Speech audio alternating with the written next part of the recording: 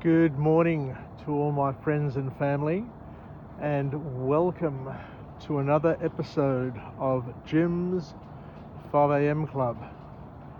This morning, Saturday morning, I've chosen to deliver this episode from Barangaroo, and as you can see, we have the pirouette of the Pacific Adventure cruise liner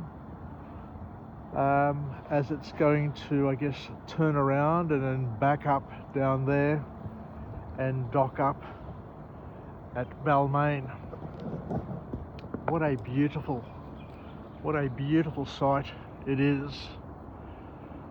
And this whole precinct here down at Barangaroo is quite new and is under construction. But what we have here is we have a magnificent building known as the Crown Casino building that was maybe finished a year ago by Lend-Lease, and next door there are another couple of developments happening. One Sydney Harbour is the name of this development, but it's 3 towers, making this a spectacular and an awesome addition to the entertainment precinct of Sydney. Anyway, whilst this ship is turning around, what I'd like to do is go through yet another book summary. I'm cracking through them at a good pace. I've slowed down, I must admit, and what I try and do is at least one a day. There were times in the past where I could crack out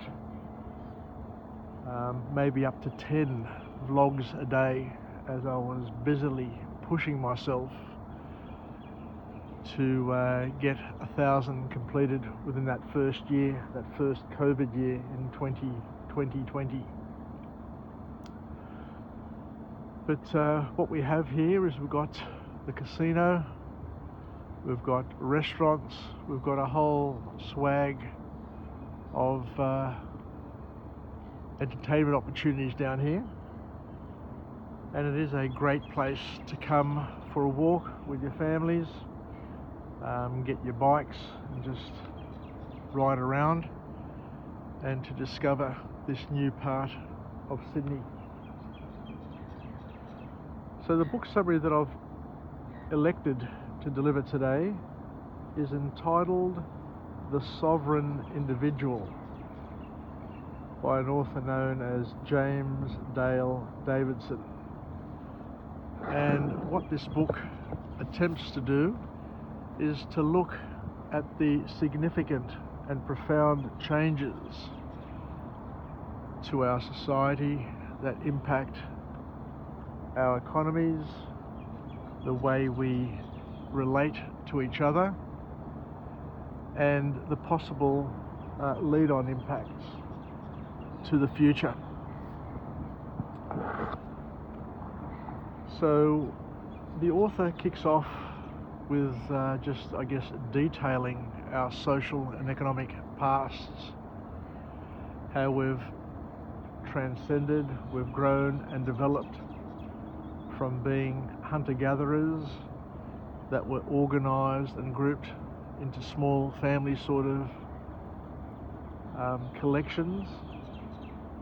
And then we've had a few revolutions since then that has changed the way we connect, changed the way we live, changed the way we work, and has brought with it significant leaps forward in productivity, education, economic output, and other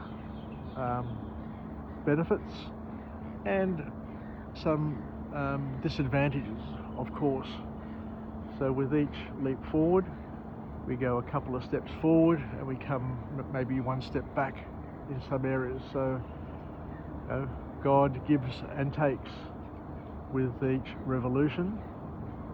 But it's important to understand that these revolutions, A, are taking place, and B, to acknowledge, accept and leverage these new and changed ways of operating and behaving for one's benefit, rather than to be left behind.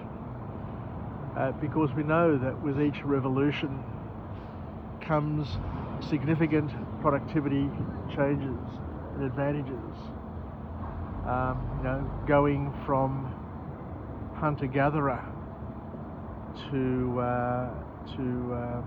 an agricultural-based society meant that people, A, were safer, B, could store food for future use, C, could trade any excess in food to be able to gain benefit, and had more time to think, had more time to sit and communicate and to plan ahead, which meant a better lifestyle. We know for sure and for certain, it's an absolute fact, that the agricultural revolution, the ability for people to settle down into larger communities, led to significant breakthroughs in lifestyle, education and progress.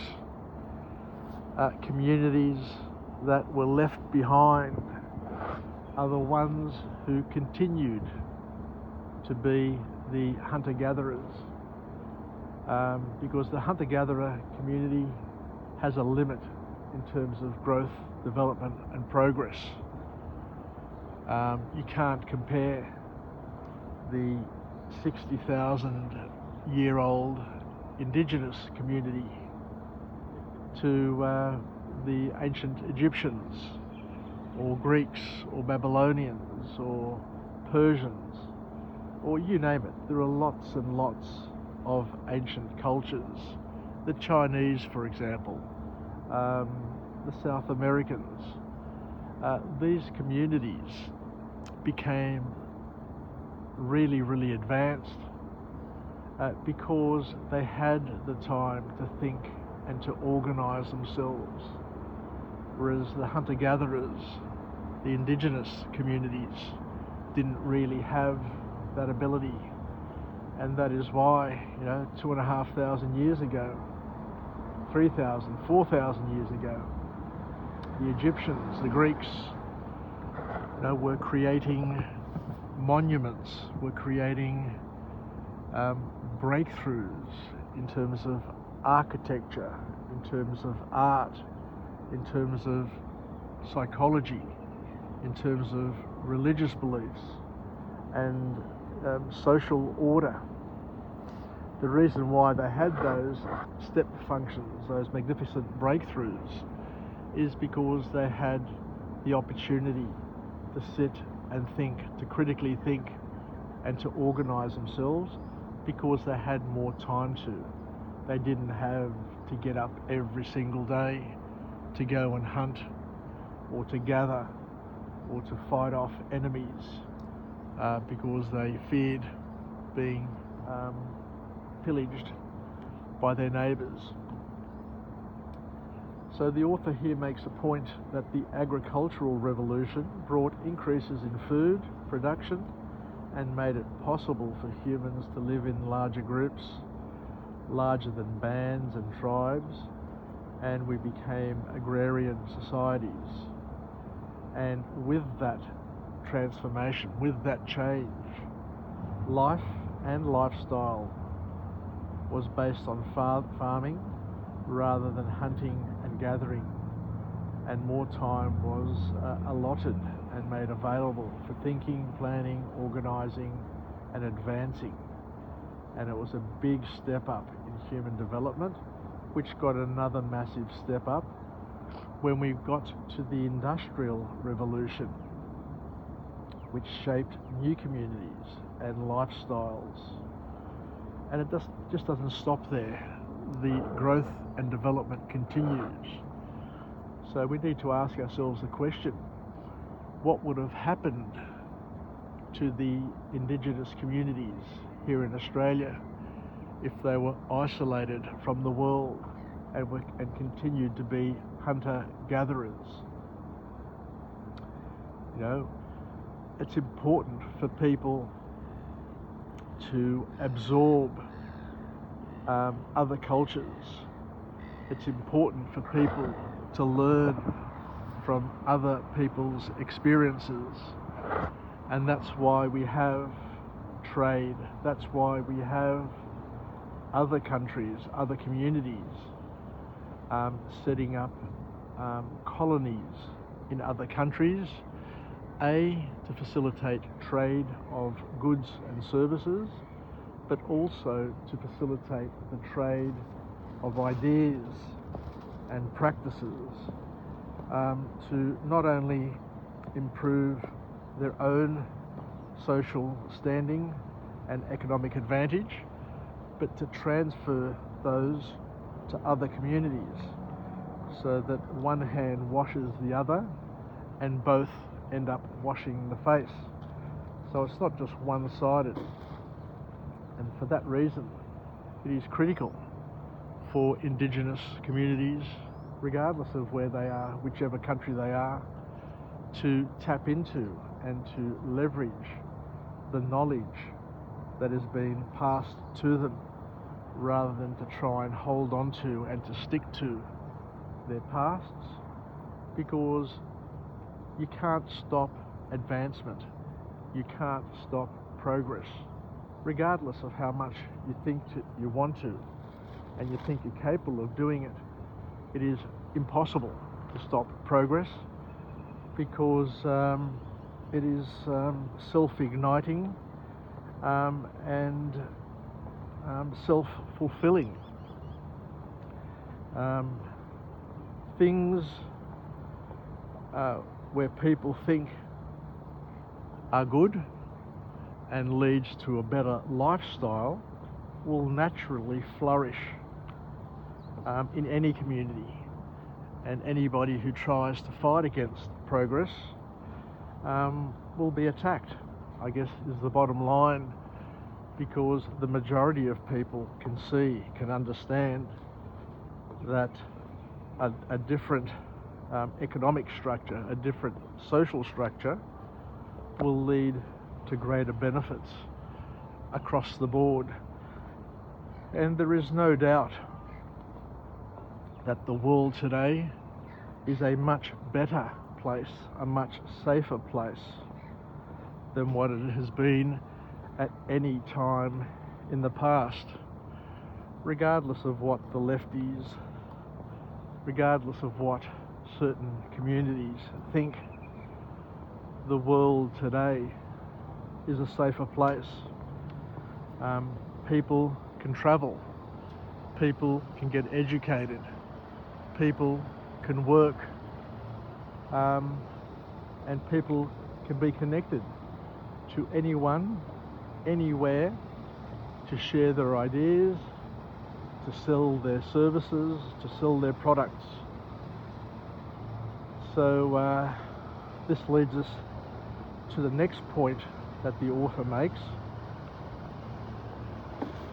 where he says that we're leading into the third wave of the revolution, which is the IT revolution, which creates even more change.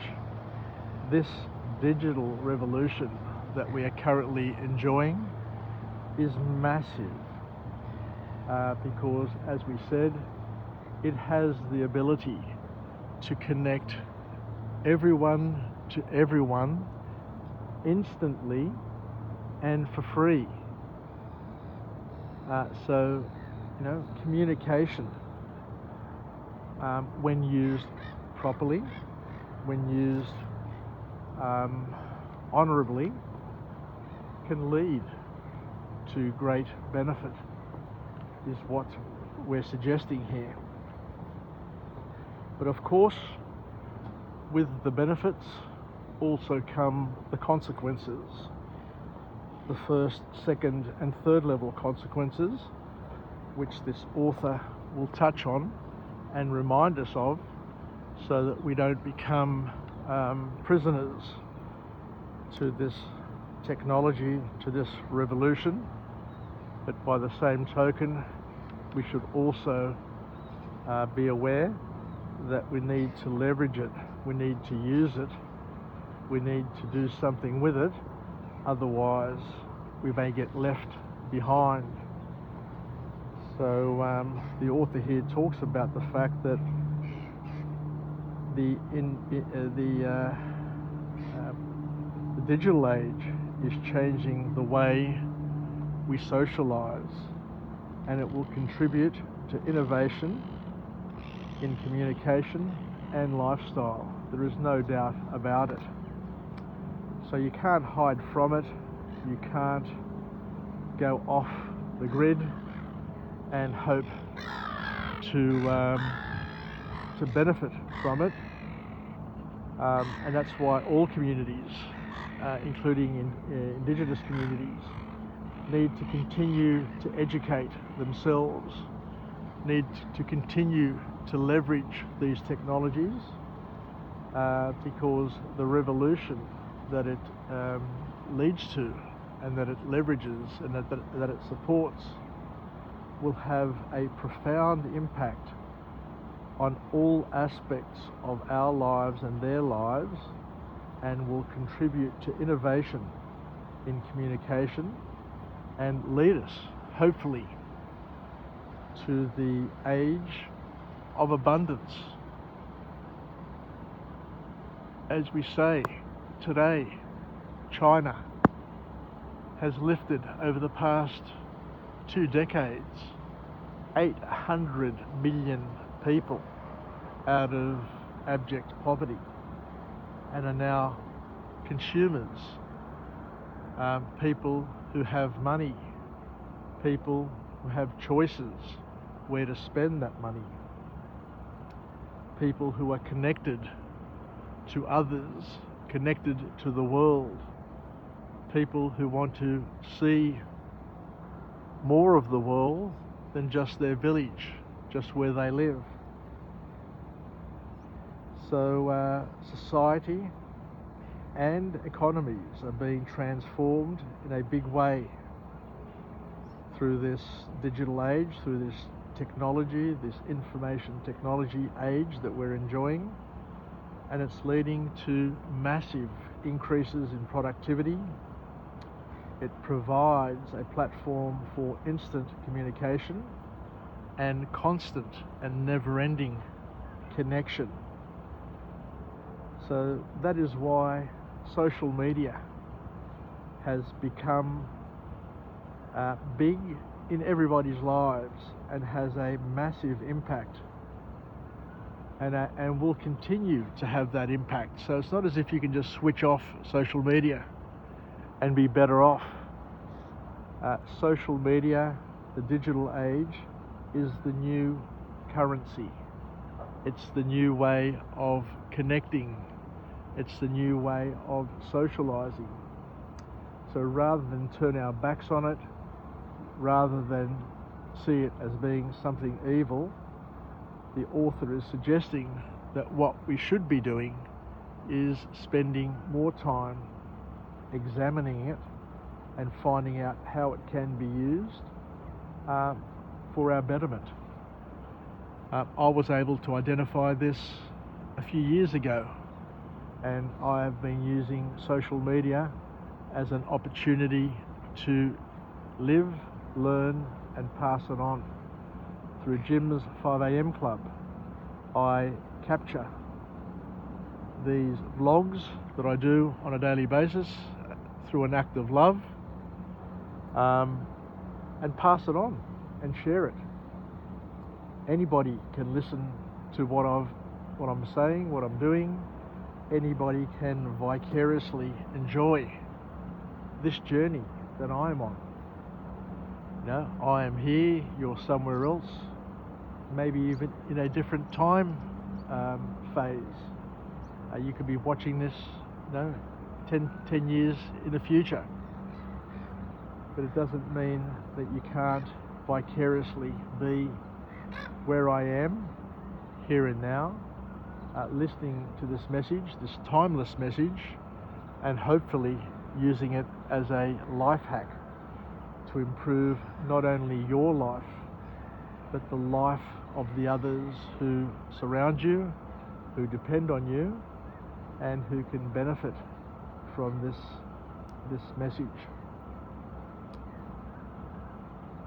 So what we're saying here is that people over time, societies over time, are changing the way they connect, the way they behave, and the way we transact.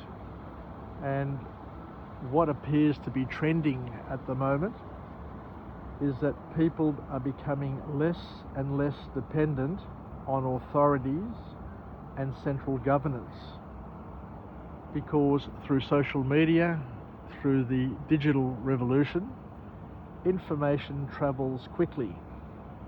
But we also have to be aware that not only does information travel quickly and effectively and efficiently, misinformation and disinformation also have the same ability to travel quickly and to impact and influence people in a big way.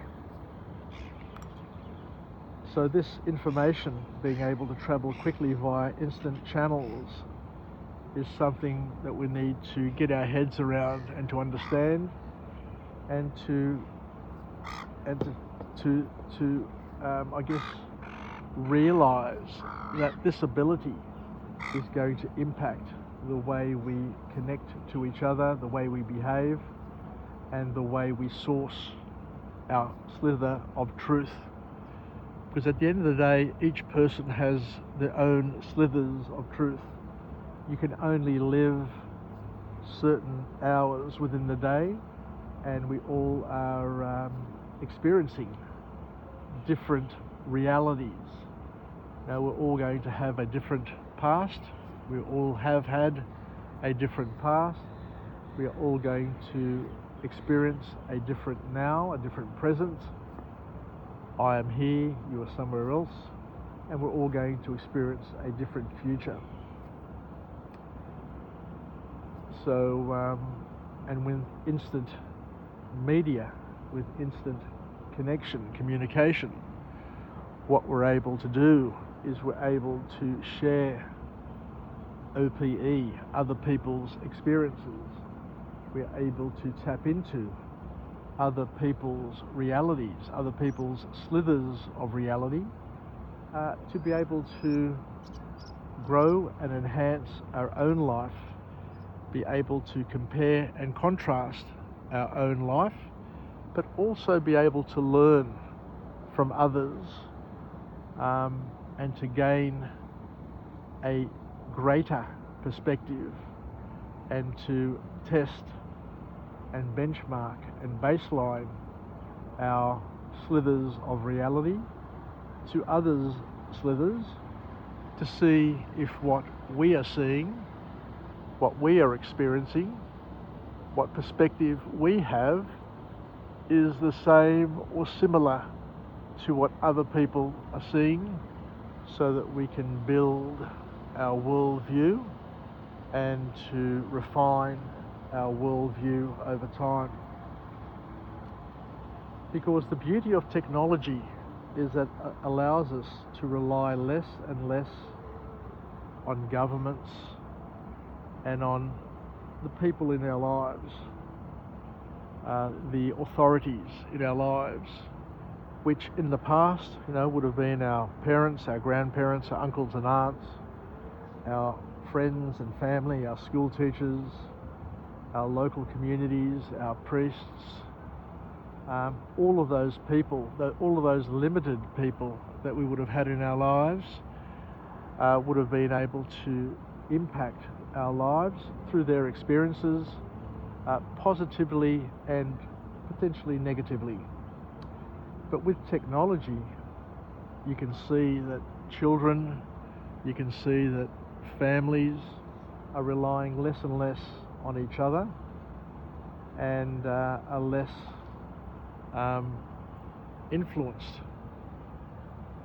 are less influenced by family, which has a ripple effect, as we can see down there.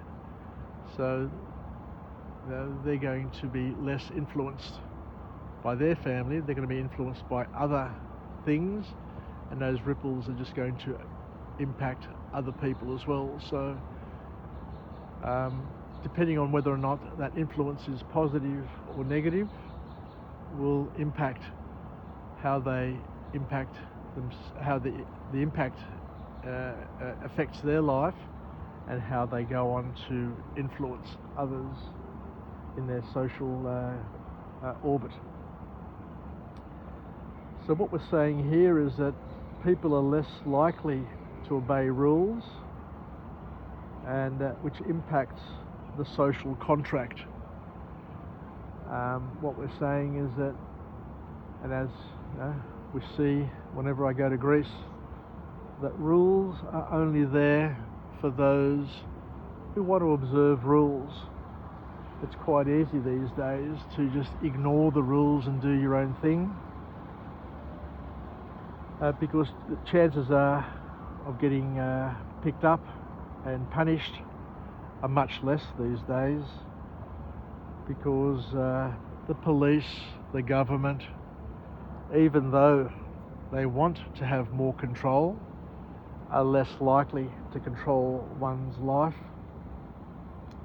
because the social contract, the social fabric is starting to fray at the edges, and authorities have less authority because of the way people can organise themselves through social media, through information technology, and can basically find loopholes to get over under through any rules or any barriers that society, or governments should I say, or authorities try to impose. So the social norms, the rules, the laws, the guidance, will all appear to be drifting away from these institutions.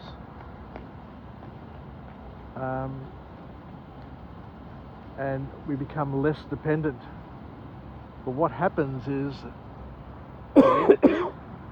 with our independence, it creates new problems. We become vulnerable in this reorganisation, in this new world that is evolving ever so slightly, but ever so dramatically, and it's becoming a reality in our lives. Because once we move away from authorities, through central governments, through the regulation that we've had in the past, we are subject to being manipulated through these so-called media channels, social media channels, where influencers, who could be good influencers or could be just influencers who are there to make money and to manipulate the situation. What happens is, there are vulnerabilities that we are subjected to that could impact us in a big way. Maybe not today, but decades down the track, as these influences take hold, how they share information, misinformation and disinformation. We saw during the past couple of years with the COVID situation how people were divided. There is no doubt we live in a more divided world today than what it was years ago. I feel as if when I was growing up, people were more united. Rightly or wrongly, I felt that there was more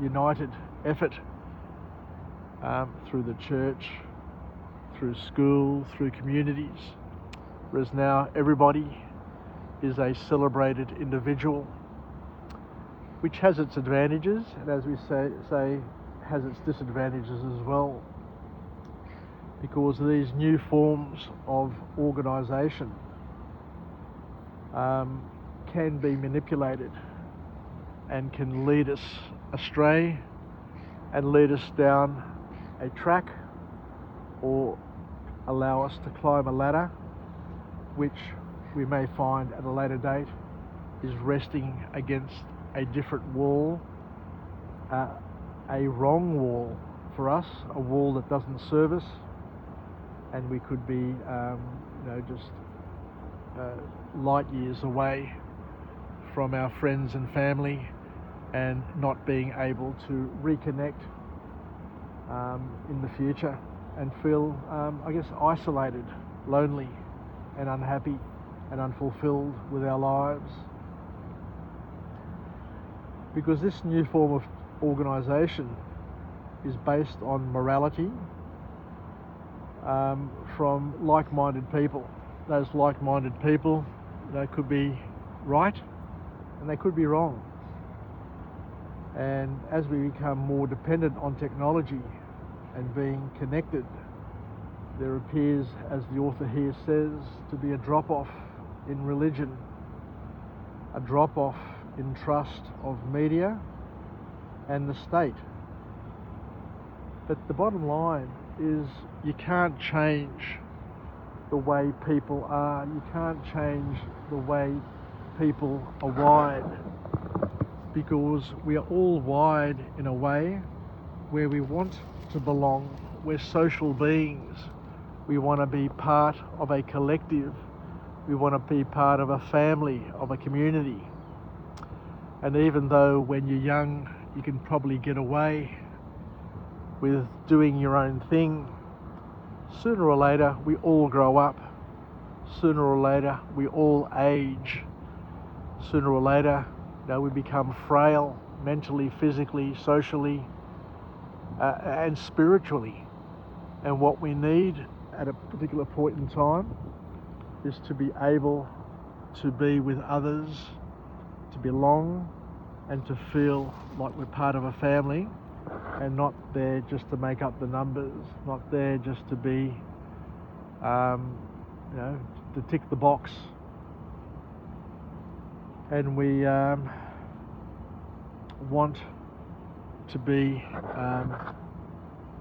a part, as I say before, of something that is fulfilling and something that will lead us to a better future and will support us in that better future. But as we say, we're in a world now where we are all vulnerable because we have a thing called cancel culture, a new activism that is shaping the social fabric, is recutting that fabric, re-knitting that fabric. And we say here it could be in a positive way, it could be in a good way, but it could be in a bad way as well, as we move away from our religious core, as we move away from, I am Christian, so as we move away from the church, as we move away from Christianity, there will be a social fallout, and it will reveal itself, I guess, over time. And as we say, when we're young, we can do whatever we want because we have a sex appeal, we have an ability to enjoy ourselves and still be cool. But as we're saying, we get older, we age, we get frail, and we become more needy. And with that, if we don't have a social structure, if we don't have a family structure around us, we don't have somebody or some people to support us, then we are going to be vulnerable, and it could lead, I guess, to disappointment. So I think I'll leave it there. It's been a long vlog, but it's been a really good vlog. It's been a great book summary to go through, so I've really enjoyed this opportunity to connect with all my friends and family today. Even though not very many people will watch this vlog, it doesn't matter. I enjoy doing it, and it's something that I look forward to doing every single morning wherever possible. So wishing you all the best on this Saturday. May it be a productive, fulfilling day for you. Have a think about what we've just discussed, as there are opportunities and there are threats that we need to toy with and to understand, and to live, learn and pass it on, and to understand that progress can't be stopped. It will just continue day in, day out, and better years are there ahead of us, but we need to be, I guess, diligent in what we do, how we think, and how we use the tools that are available to us. Take care, yasas, and bye for now.